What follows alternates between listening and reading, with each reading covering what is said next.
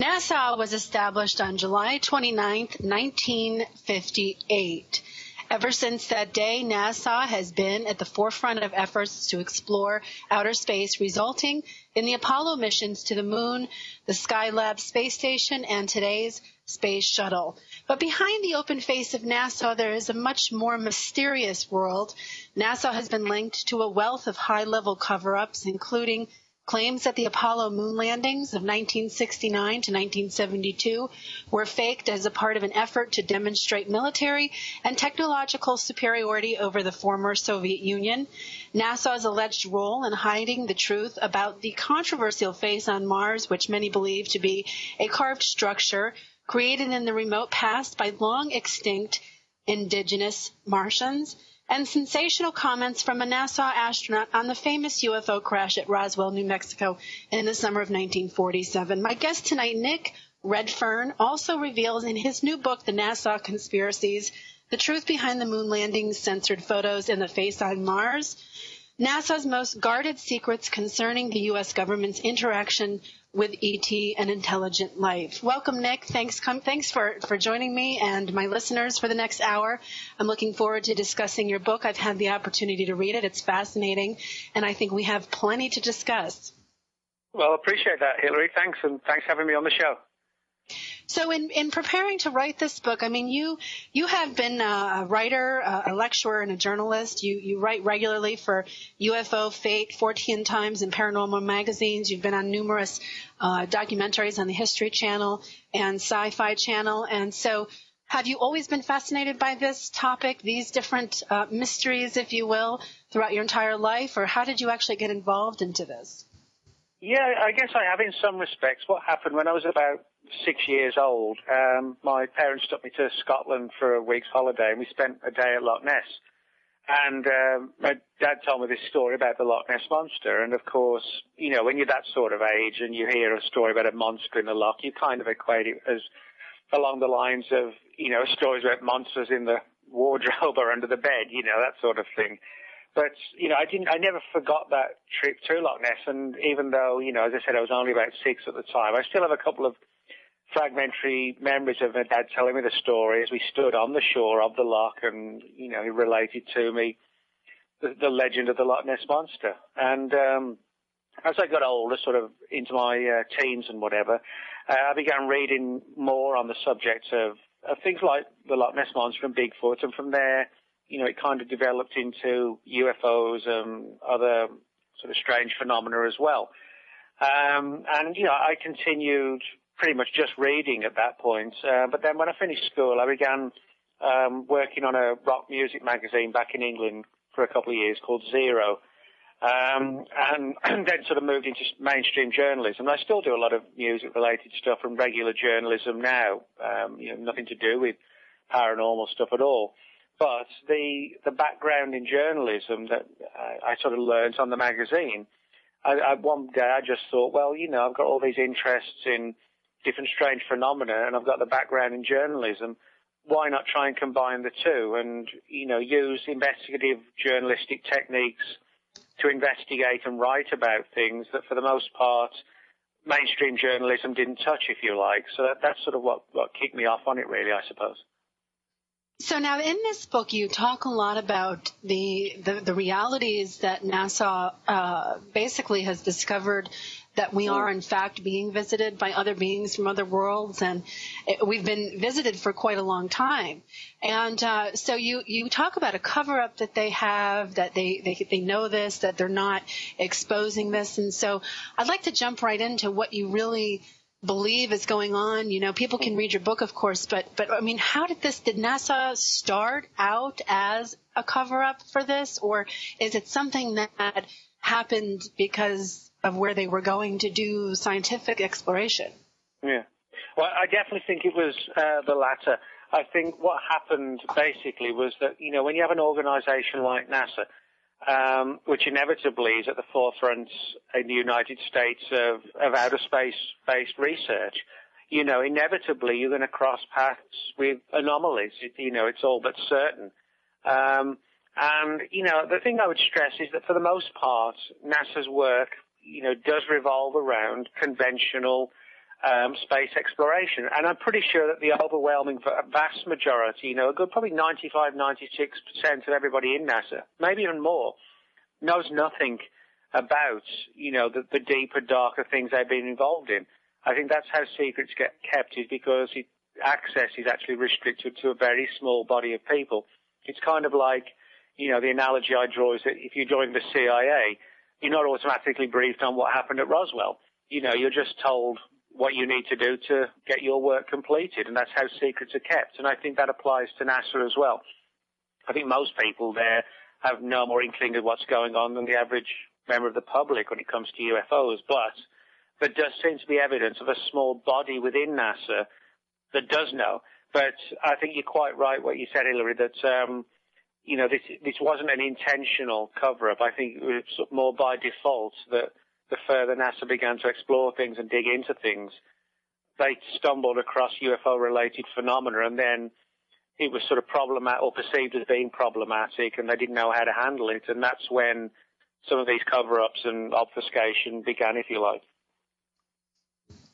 Now, I have friends in NASA who I actually have asked outright if this is something, that they've experienced, and they absolutely laugh at me when I bring this topic up, because they don't know. They're in that 95, 96%. Yeah. I want to now the moon is an interesting topic. A lot of people have been talking about it.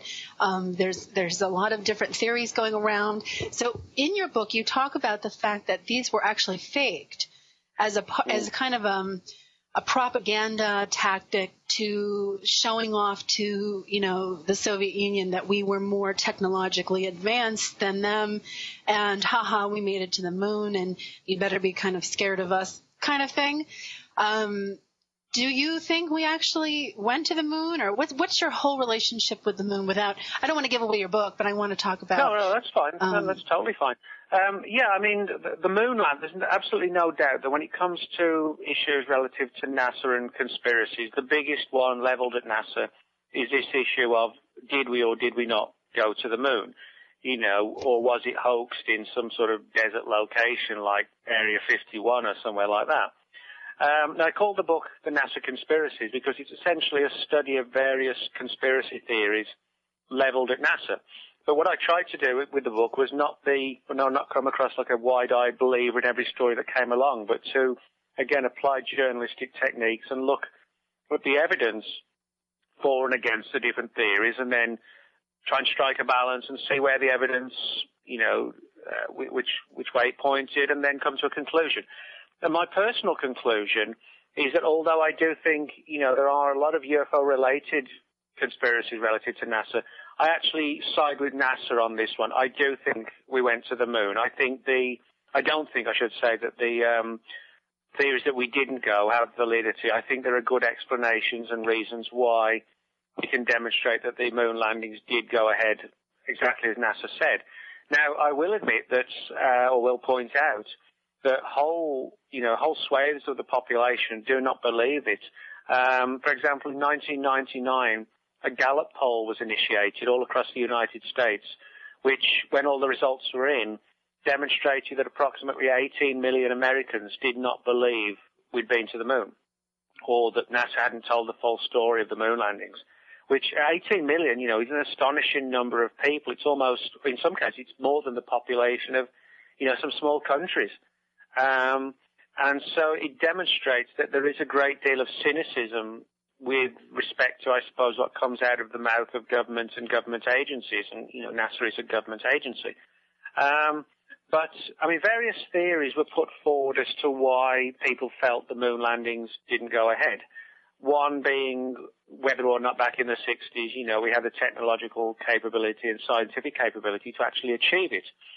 My view is that when you look at, when we put our mind to things and it's sort of, the clock's ticking, etc., we do get things done. It's like in the Second World War, there was a fight for survival basically against the Nazis, and it involved, transforming technology and production overnight to the war efforts, and we did it. One of the big issues that's been raised with the moon landings, is the the issue, it's a famous angle where people talk about on some of the film footage. It seems to be the case that when the astronauts are planting the American flag, it seems to wave and shake as if it's sort of blown by a gust of wind. Now, the moon itself is obviously it's a dead world. There's no atmosphere, and essentially in a world where there's no atmosphere, what you basically have, there's no wind. It's just like a sterile, literally dead environment. So in a vacuum, a vacuum does not allow for any sort of air or motion, etc., in the wind or anything like that at all. But the flag does seem to wave, and of course, skeptics say, well, it must have been filmed on the Earth because that shows a sudden gust of wind move the flag. And if you look at the footage, you do see the flag does seem to wave when the astronauts are planting it in the ground. The problem is that most of the footage you see on the internet, unless you know where to look for it, is edited.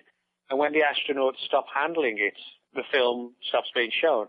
But if you look at the original raw footage, the flag is actually in view for about another 29 minutes. And at no point again, other than when the astronauts are handling it, does it move in the slightest. So that does, to me, point towards the fact that it was shot in a vacuum because, there's just no movement from that flag at all when it's not being touched. It's just perfectly, standing out. And of course, I think the most important, or one of the most important issues, is the substantial amount of moon rock that the astronauts brought back with them. This has been studied and analysed outside of NASA, not just within NASA, and there's absolutely no doubt that the rock, originated on another world. So, for me at least, it's when we get to sort of the nitty-gritty, so to speak, and we analyse the scientific issues that are being brought up. I do think there are valid reasons as to why we did go. But as I said, because there is sort of an innate distrust of government to a great extent in a lot of people's minds, this has spilled over into NASA, and I think it's kind of an interesting, almost like a psychological, sociological issue rather than a conspiratorial one, why it is that people don't believe we went, what is the reason behind it? Is it that they believe that the footage, etc., looks faked, or is it just because people have become so jaded with governments that we don't believe anything they tell us? It could be a combination of two, I think. Well, I have to agree with that one. I do have to agree with that. What have astronauts seen in space? Well, this is an important area. The whole issue of astronauts and UFOs. I mean, it's the interesting thing is we have sort of a twofold approach.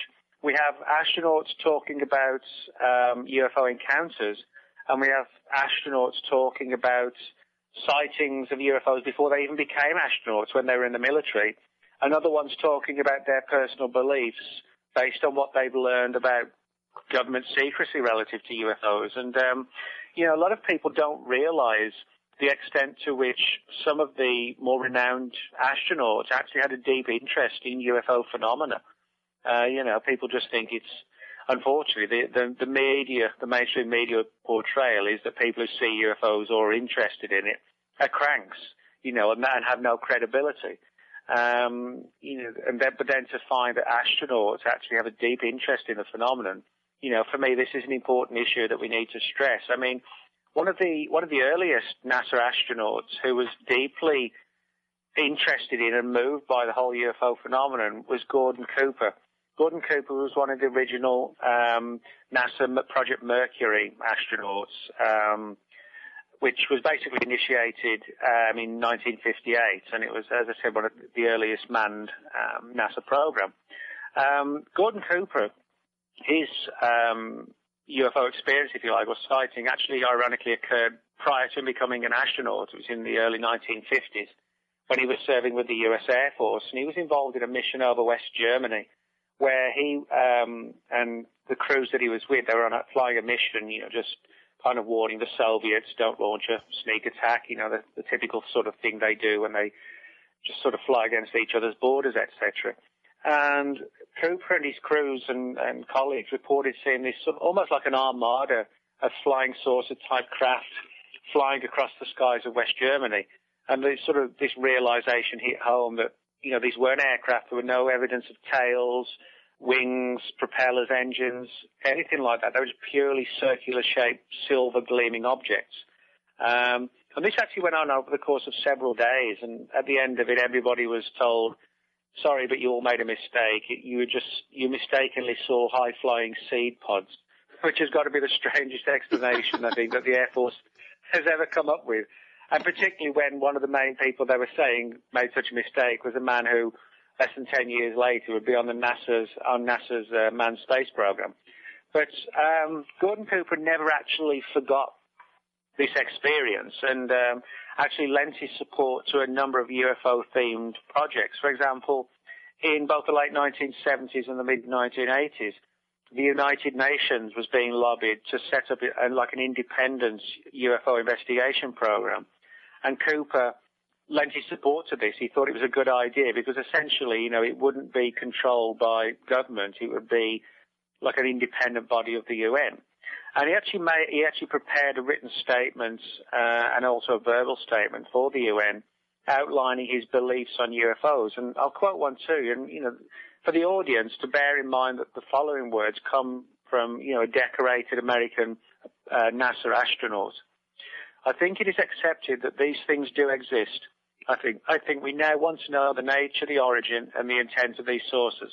Some people think they've come to do good. Some think they have come to dominate human beings. From my association with aircraft and spacecraft, I think I have a pretty good idea of what everyone on this planet has and their performance capabilities. And I'm sure some of the UFOs, at least, are not from anywhere on Earth. I believe that these extraterrestrial vehicles and their crews are visiting this planet from other planets, which are a little more technically advanced than we are here on Earth. So, that's sort of a tremendously important statement made by a NASA astronaut who had his own UFO sighting and up to his dying day supported or championed his belief that, yes, we're not alone in the universe, that somebody really is or something is visiting us. And as I said, he stood by that, literally to his death just a few years ago. And, I think that's an important thing because people like astronauts, they have reputations. The last thing they want to do is smear those reputations. And, UFOs, it's a subject where it's easy to sort of poke fun, unfortunately, at people, even in a great case. The media has a knack of doing that. But Cooper just did not care. He said, I know what I saw, and, I've been in NASA, and this is what I saw, and this is what I'm prepared to say. And, in my view, it's sort of like more power to him. So. What I find interesting, Nick, and I want to ask you this. I find that there's a kind of campaign going on in the world. You have a lot of different options of believing different things when it comes to this topic. And some people have suggested that there is a real effort to spin a very negative feeling towards this. Now, if you imagine that these real star beings, these real ETs are coming to this planet and they're much more technologically advanced than we are, and they have the ability to travel, which we still do not, supposedly. Don't you think that they would have already done what they had to do if they were here to take over? Yeah, I think that's a very good point, Hillary. The thing is, it's like today we have atomic weapons, we have space flight, we have advanced aircraft. If somebody invaded or decided to suddenly turn hostile, I don't say we would win, but, we would be able to put up a good fight at least with the technology we have today. If these entities, and there's good evidence, they've been with us for a very long time, were overtly hostile, then I think, why not destroy us before we'd even achieved aircraft flight, propeller flight, never mind developed atomic weapons. And I think very often government agencies, although they deny officially that UFOs exist, I think there has been this sort of plan or program to, as you quite rightly point out, put a negative spin on it. And I think one of the reasons is that if you instill in the mind of the general public that this is a dangerous issue to get involved in or a potentially one that affects national security, then a lot of people won't touch it. Some people are fearful of it, and the government still maintains control. I think the government's biggest fear is that if these things are friendly or potentially have the ability to sort of massively alter for the better our outlook on life, then we may not actually think, well, why do we need these governments in the first place? And I think that's what the government is fearful of. It's the potential sort of paradigm shifting ability of these entities to shake up our world in ways that might better us, but might sort of relinquish control from the hands of the government. And governments recognize they don't want to give up control of us. They want us to be a bunch of sheep, basically. And so for that reason, anything that impacts upon that control, like UFOs, has to be presented in a negative light to keep us away from it. And I think that's been a deliberate action. I do too, and I do know that there are certain countries who have openly decided to share disclosure with their citizens, and that's been a recent development over the last year or so. There have been countries who have opened their files and said, yes, here it is, here's the truth. And, some of them have even said that they would be willing to ban space weapons because of the realities of what we're dealing with. And then you have this other completely out of control group and agenda that just doesn't want to let go of anything. So people are very confused with what to believe, I think. I think when I talk about this topic, people kind of get either really fascinated with it or they get really annoyed with it. They either don't want to hear it and they want to dig their head in the sand, or they're fascinated to the point where they want to hear everything you know. Have you found that? Yes, I have. I think what I've often found is that, the media, they will cover it. And I will say that I don't think that ridicule is as bad as it was, say, 10, 15 years ago. I think, when you see credible ufologists like Stan Friedman, being interviewed on, like, the Larry King Show, I think that's a great advance on what we had, say, 15 years ago or something like that.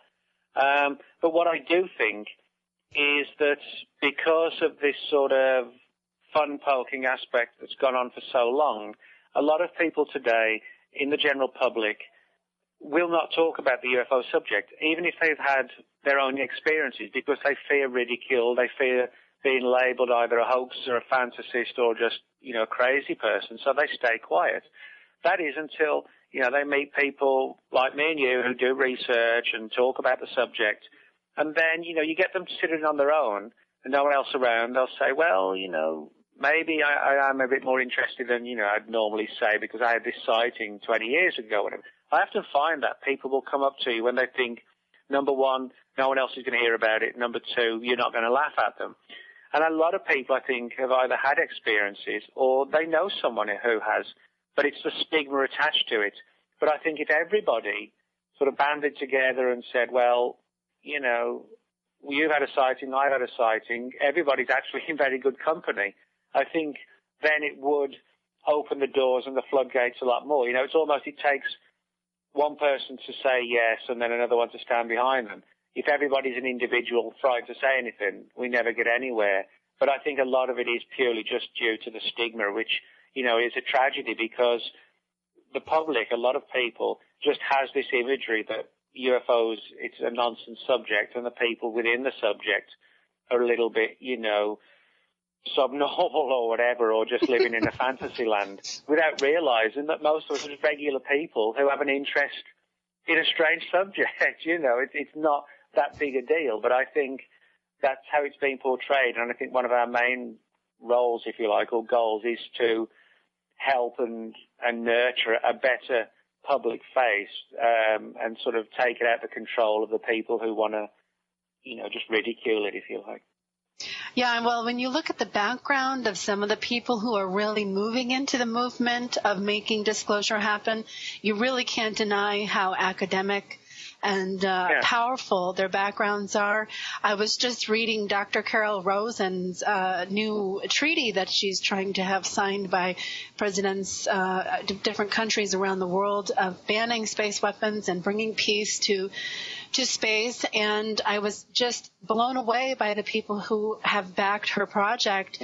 Edgar Mitchell's on there. There's a couple other really high-level people on there, and these are not just, one-time authors or people who just sit outside in their backyard trying to stand up and do something. These are really powerful people who have big connections who are doing this.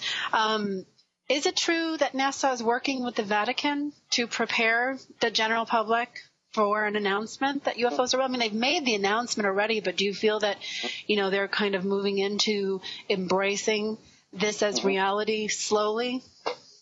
Yeah, this is an interesting area. A lot of people have said over the decades even that, well, the truth's coming, and, we haven't had that ultimate planetary-wide disclosure. Although, there have been rumors that it was going to take place, and then the idea was shelved because there were concerns about how the public might react, to, the news that we're not alone, et cetera, et cetera.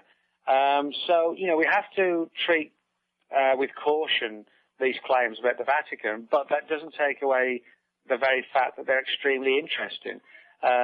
Namely that in the more recent years, in the last 10 years or so, the Vatican has become more and more open and vocal on and taking a positive approach to the idea that, number one, alien life does exist in the universe, and number two, that UFOs are a reality and may be connected to this alien life.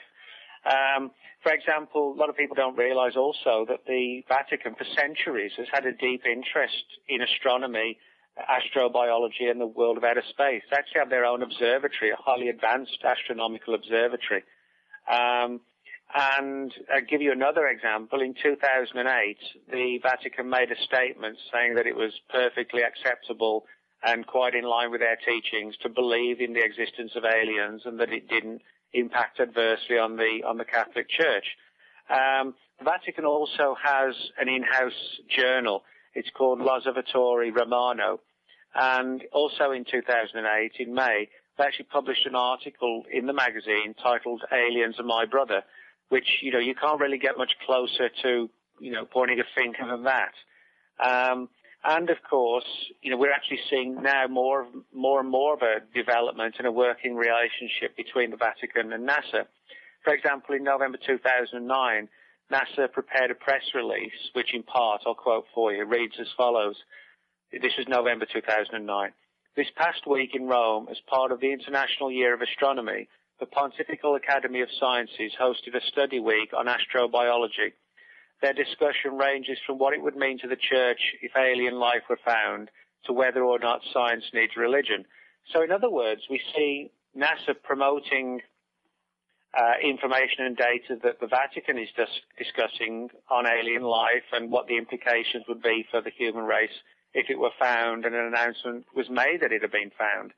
And of course, one of the important things I point out is that the Vatican, possibly more than, very other few organizations around the world, whether religious bodies or government bodies, speaks to a tremendous number of people. When, for example, say President Obama speaks, a small percent, maybe 20-30% of the population watches, a nightly speech or something like that. It's probably not actually that many. When the Vatican Church speaks, we're talking millions of people who follow the Catholic religion sit up and listen. And so, in other words, if you want to prepare people for the notion that UFOs exist and aliens exist, the very people you would want to get on board to make that announcement or start subtly spreading the word would be those people who are speaking to a lot of people. And for the most part, that is religious bodies of, different orders and belief systems. But it still comes down to people who can, influence and talk to a lot of the population, shall we say. Yeah, well, I want to mention also that, on January 23rd, 2011, we had a World Business Leaders meeting in Saudi Arabia, and part of their conference was actually discussing UFOs and ETs and the impact on global economies. And then we also had in February of 2011, the Nation of Islam's Savior's Day 2011 convention in Chicago in the United States disclose the realities of UFOs as well. And what it seems to me is that there is this kind of beginning state of disclosure to larger, more influential groups, religions,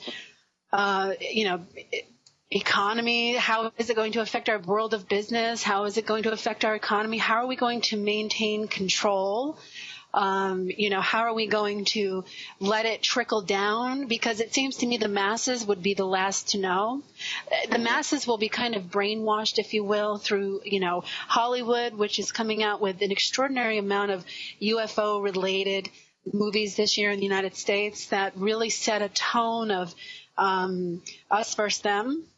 They're not nice. They're here to take over.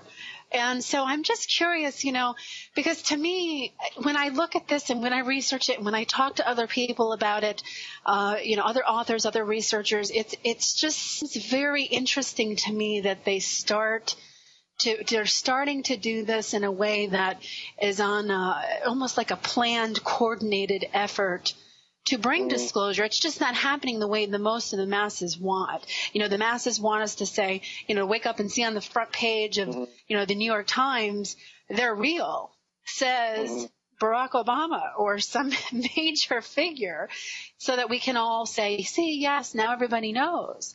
And I don't know. I have just felt like this has been kind of a slow leak of control, a controlled slow leak of, into people's consciousness, that we're kind of being sold the fact that this is real. And many of us are very excited to have this be a reality, to actually have this out in the open seriously, where we can actually discuss it maturely. I think the masses are well prepared for this.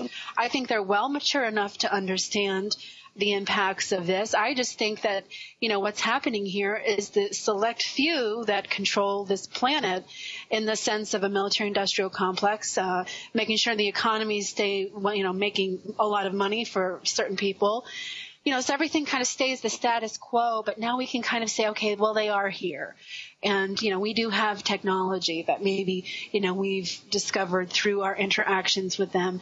What are your thoughts on the technological aspect? I know that's kind of a big statement, but that's just how I feel about this topic. It's why I've been doing so many shows on this topic, because I really think that everybody listening to this show right now is more than ready to have this debate over. Are they real? Are they not real? Let's just get beyond that and get out into the world and start accepting the fact that, we are not the center of the universe like we've believed, for so long. And let's get on to the implications.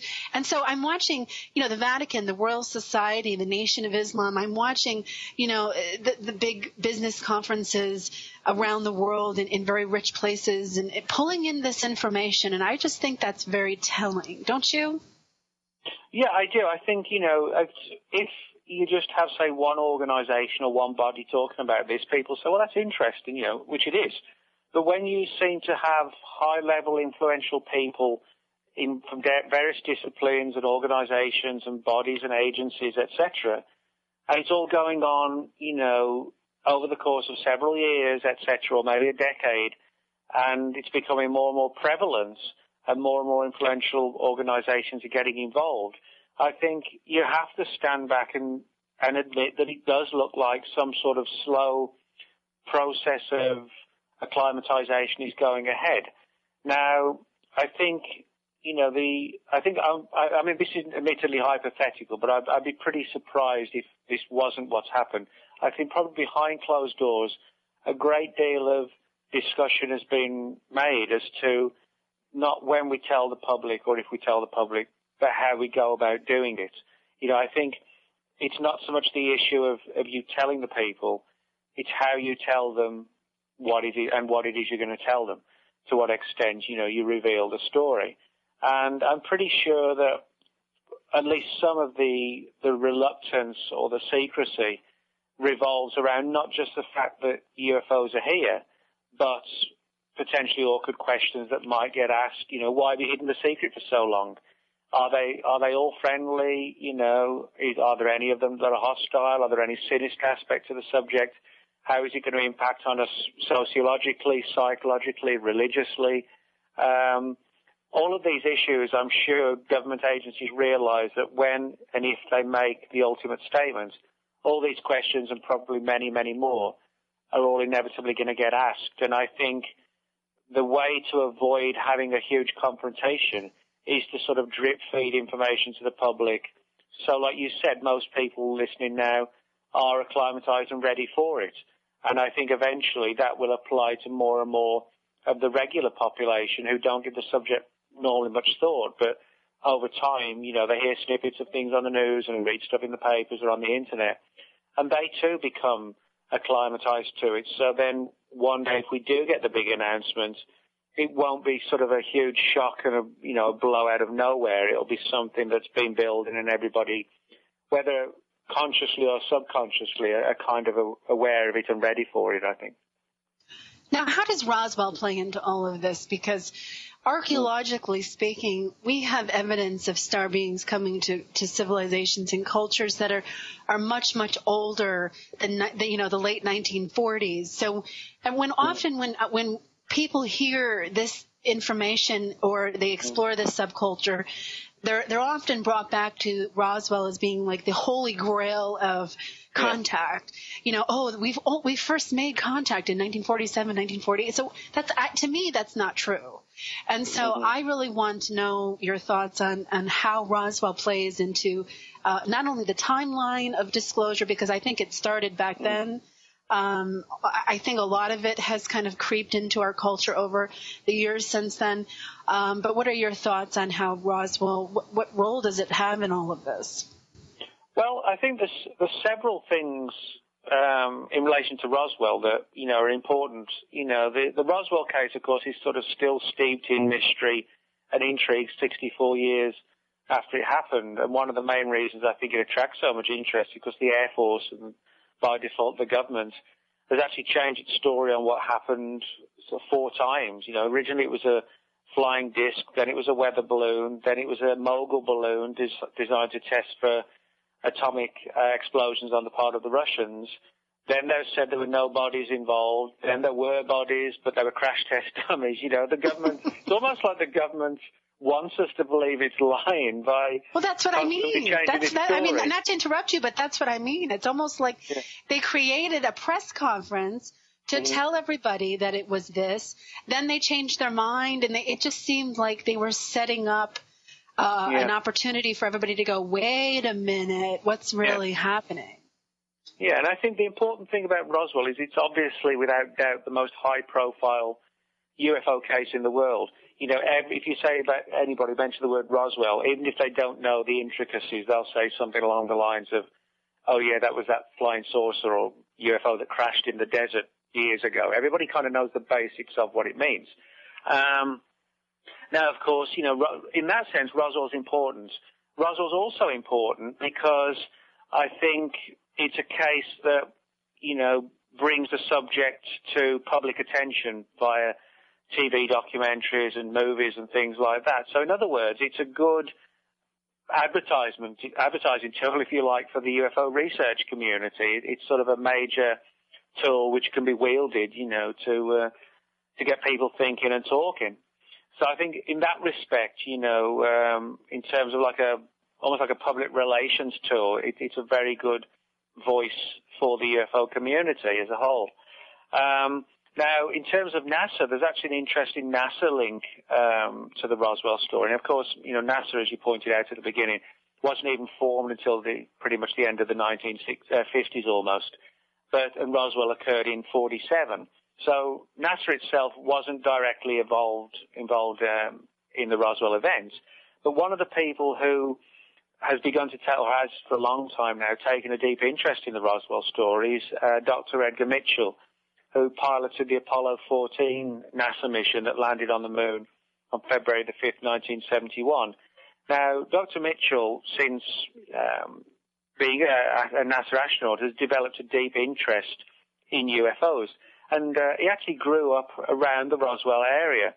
And because of his sort of prestige and standing as someone who walked on the surface of the moon, a lot of old-timers in the Roswell area approached him and said, I'd like to talk to you about my UFO experience because I know you're interested, and number 2, you're an astronaut who walked on the moon, and had a lot of respect for him. And Mitchell heard a lot of stories from the Roswell old-timers talking about the event, who said, who told him that, yes, a UFO crashed and that alien bodies were discovered, etc., etc. And this sort of really helped nurture Mitchell's beliefs and, ideas that, number one, UFOs were visiting us, and number two, because of the nature of the Roswell event, that the governments knew something about it and had hidden the data.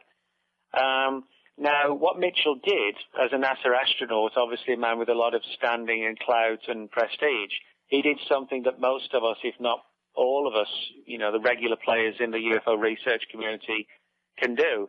What he did, he actually went straight to the Pentagon, meeting with the Intelligence Committee of the Joint Chiefs of Staff, and got the meeting, told them the story about what he'd been told had happened at Roswell, and got confirmation from an admiral there that, yes, what he was saying was the truth.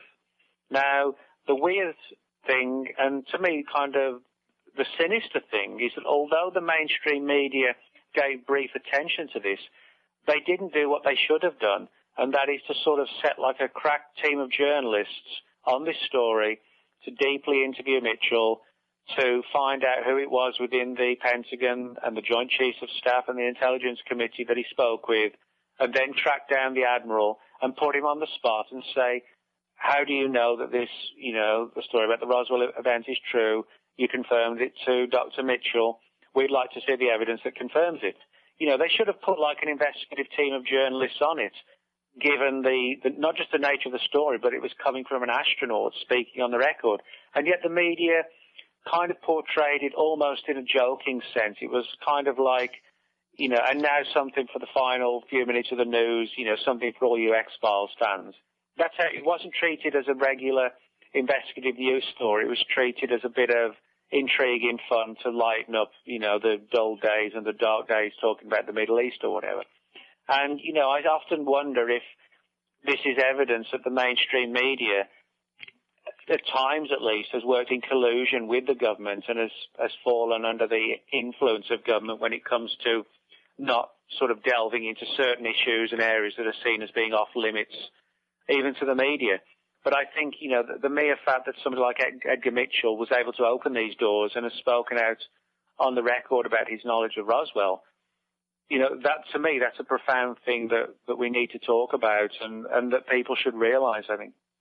I do agree with that. Now, in 1983, the NASA Dutch infrared imaging satellite captured an image of what some call Planet X now.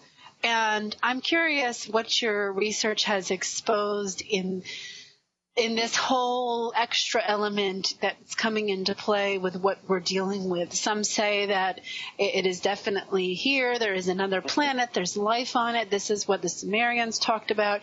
There's ancient records to having this phenomena happen every certain amount of years, that the Mayan calendar is related to the return of this planet and the environmental effects according to the interaction of the planet orbits. What are your thoughts on this? Well, it's interesting. There's no doubt, there's a whole subculture within the UFO research community that delves into this issue, this sort of Planet X Nibiru story. The idea that, the solar system as we see it, the planets that we know of, like, for example, Mercury, Venus, our own Earth, Saturn, etc., that we assume that that's all there is. The Planet X Nibiru theory is that there is another planet that has a tremendously huge orbit, and that only because of it's such a huge orbit, that it orbits our sun, but it has such a huge orbit that it only crosses paths with the inner worlds. Very, very few and far between occasions. We could be talking thousands and thousands and tens of thousands of years. We just don't know. The theory is intriguing, but ultimately, so far at least, it's not necessarily proven viable beyond, just going through the theoretical stage. I mean, one of the interesting things is you point out that people have tied it in with the Mayan calendar and, the whole 2012 thing. Is there going to be some sort of planetary disaster in December 2012 where, this planet will by that time be visible and in our solar system again, and that possibly its gravitational pull, if it gets close to the Earth, could, sort of wreak havoc and just, catastrophic destruction. I think it's an interesting theory. The only downside, if you like, I think, is that, if we're talking about an event that's, December 2012 is not far away. When all the 2012 stuff started, people were thinking, that's decades away. It's a little more than 18 months away now. It's not far at all. My view would be if we have this huge planet hurtling through the solar system in an orbit that's going to bring it towards the Earth in only 18 months, I would think we would be seeing it by now.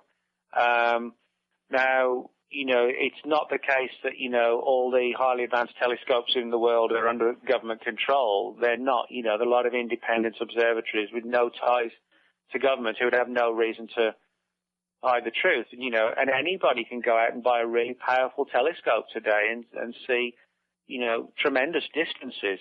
But we're not seeing, an anomaly, a planet-sized anomaly in the telescopes right now coming this way. Now, to me, that is one of the things that even if there are bodies orbiting our solar system that occasionally, we hardly ever see, like Halley's Comet, that only comes back every 76 years. And it's not like it flies in a straight line and then turns round. It's because its orbit is so huge, it only impacts upon, eyesight, if you like, every 76 years. So it's not implausible that there are other large objects out there that, maybe they have orbits that only bring them back every hundreds of years. So I don't rule out the possibility that, foreign objects could be seen occasionally and could impact upon our world and greatly adversely affect it. I just think to me at least, it seems unlikely that with only being barely 18 months away to December 2012, that something the size of a large planet could do so much destruction, we wouldn't have evidence yet of its presence, if you like. Something I know I wanted to touch base on before we come to the end of the hour is the face on Mars. And you write quite a bit of information about the supposed cover-up of that particular image. And why don't we talk a little bit about that now and kind of switch gears, because I just think it's you really do deliver quite a case for what's happening with that. So why don't you start where you want? Because you can go anywhere. Okay. You said we've got 10 minutes left. Well, we have roughly okay, 5. I'll try and get to the point then.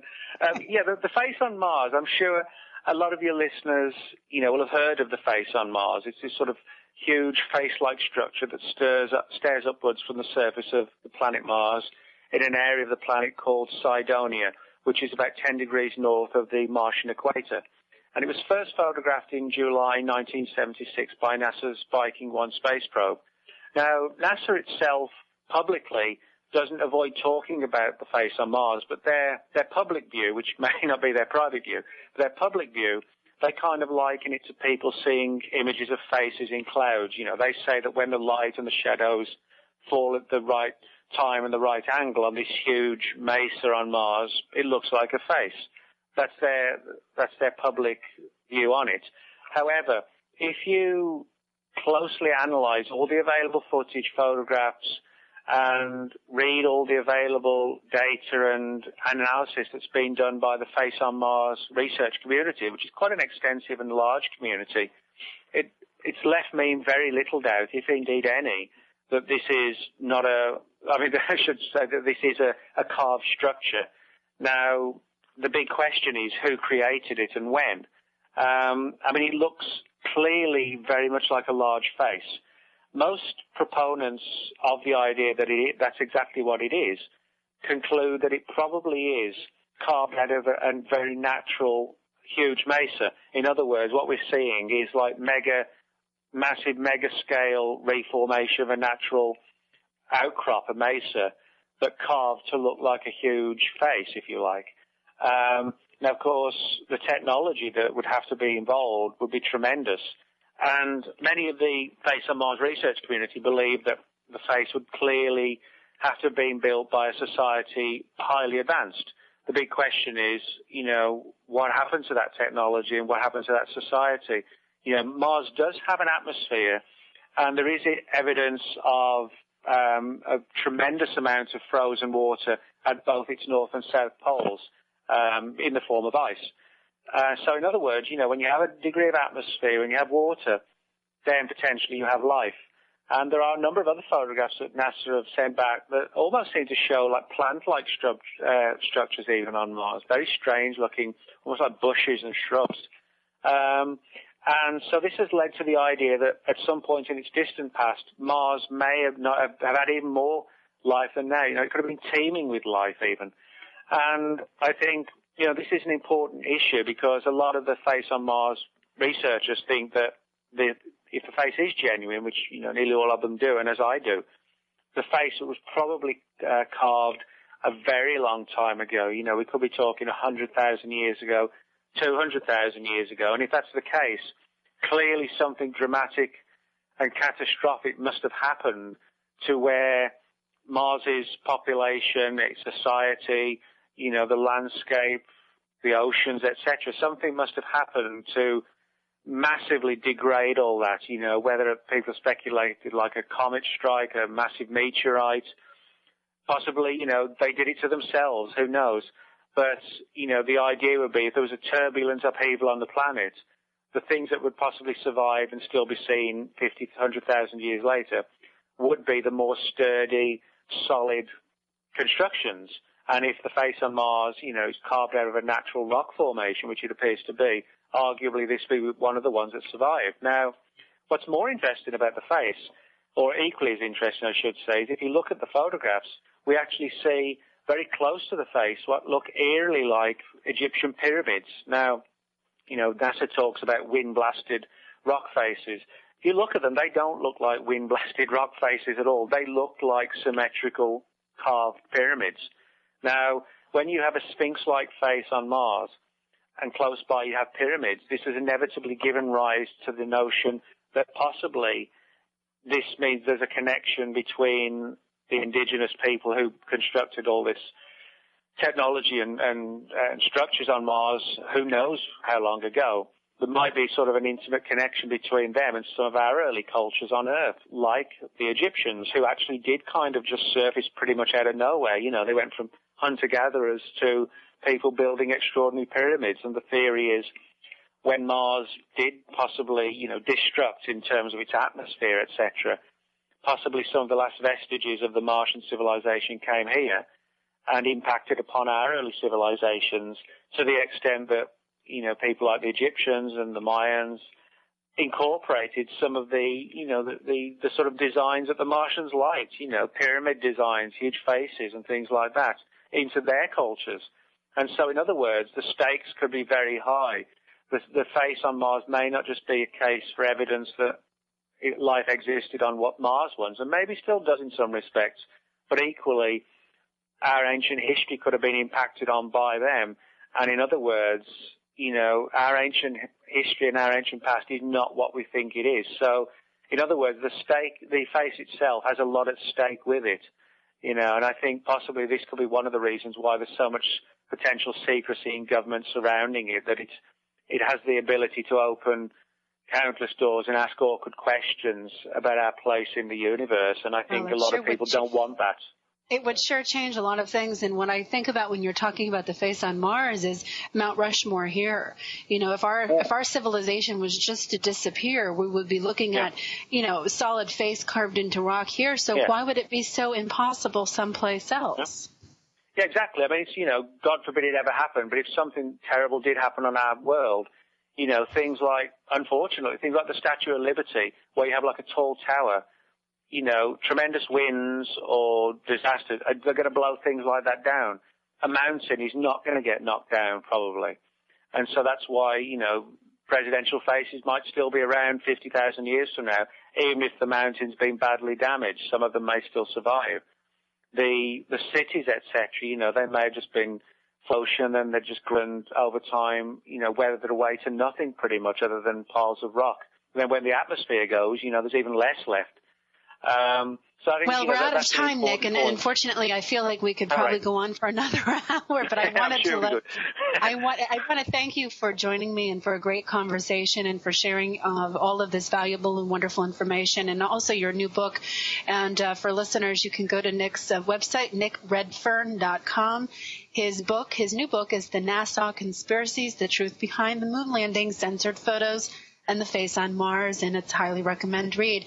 Thanks, Nick, so much for being here, for joining me, and I really look forward to perhaps talking to you again sometime.